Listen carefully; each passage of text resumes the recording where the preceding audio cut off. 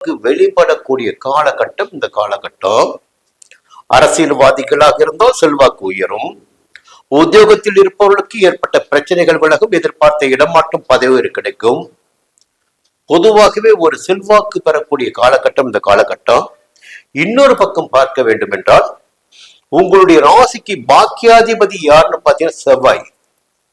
அந்த செவ்வாய் 11ஆம் இடமான லாபஸ்தானத்தில் சஞ்சரிக்கிறார். ஜென்ம ராசிக்குள் ராசிநாதன் சூரியன், 11ஆம் இடத்தில் பாக்கியாதிபதி செவ்வாய். பொன்னும் பொருளும் என்பதை விட, புகழ் என்பதை விட எல்லாவற்றையும் அடைந்திடக்கூடிய நிலையினை செவ்வாய் உங்களுக்கு ஏற்படுத்தி கொடுப்பார்.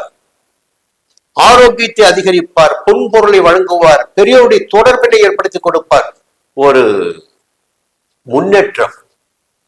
ஏதோ கீழே கடந்தீங்க, உங்களுடைய நிலை இப்போ பாத்தீங்கன்னா கொஞ்சம் பின்தங்கி இருக்கு.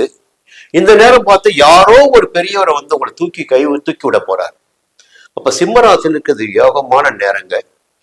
புதனுடைய சஞ்சாரம் அறிவு கண்டு திறக்க உங்களுக்கு. இப்படி போகலாம், இது செய்யலாம், என்னென்ன இது தவறு செய்து விட்டோம், இதெல்லாம் நம்முடைய தவறு, இனி இதை மாற்றிக்கொள்ள வேண்டும் என்று ஒரு முடிவிற்கு வரக்கூடிய நிலை உங்களுக்கு இருக்கும். 2ஆம் இடத்துல சுக்கிரன், குடும்பத்துல சந்தோஷம், கணவன் மனைவிக்குள் ஒரு இணக்கமான நிலை, கொடுத்த வாக்கை காப்பாற்றக்கூடிய நிலை, கையில் பணப்புழக்கம் என்பதெல்லாம் சுக்கிரன் ஏற்படுத்தி கொடுப்பார். குரு விரயஸ்தானத்தில் சஞ்சரித்தாலும் 4ஆம் இடமான சுகஸ்தானத்தை பார்க்கிறார். தாய் வழி உறவுகளின் ஆதரவு கிடைக்கும். 6ஆம் இடமான ரோணர் ரோக சத்துரு ஜெயஸ்தானத்தை பார்க்கிறார். அப்ப என்ன ஆகுன்னா ஒரு ஆரோக்கியம் மேம்படும், எதிர்ப்புகளை வெல்ல முடியும். புரியுங்களா? வழக்கு ஜெயமாகும். அடுத்து 8ஆம் இடத்தையும் பார்க்கிறார் குரு, சொந்த வீட்டை பார்க்கிறார். அப்போ அந்த இடத்தில் சனி இப்பொழுது வக்கிரமாக சஞ்சரித்துக் கொண்டிருக்கிற அஷ்டம சனியுடைய காலகட்டம் இந்த காலகட்டம் உங்களுக்கு. குருவுடைய பார்வை அஷ்டம சனிக்கு கிடைக்கின்ற காலத்தினால் சனியினால் ஏற்பட்ட சங்கடங்கள் எல்லாம் விலக ஆரம்பிக்கும்.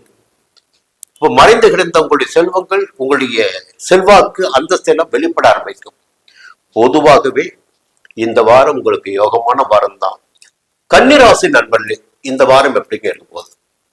எல்லாருக்கும் சொல்லிட்டீங்க, எனக்கு என்ன சொல்ல போறீங்க அப்படின்னு கேட்குறீங்க. பொதுவாகவே கன்னிராசிக்கு யார் லாபாதிபதினு பார்த்தீங்கன்னா, நான் ஜாதகத்தை பார்க்கும்போது சொல்லுவேன், இந்த லாபாதிபதியை பலப்படுத்துங்க, இவர் தாங்க உங்க வாழ்க்கையில லாபாதிபதி. ஏன்னா அஷ்டமாதிபதி விரையாதிபதி என்கிட்ட பார்க்கின்ற போது லாபாதிபதியும் பார்க்கணும். மாரகாதிபதி, பாதகாதிபதி, அஷ்டமாதிபதி, விரையாதிபதி, கடஸ்தர ஸ்தானாதிபதி இப்பெல்லாம் பார்க்கணும்போது லாபாதிபதி பார்க்கணும்ல. அப்படி லாபாதிபதியை பார்க்கின்ற போது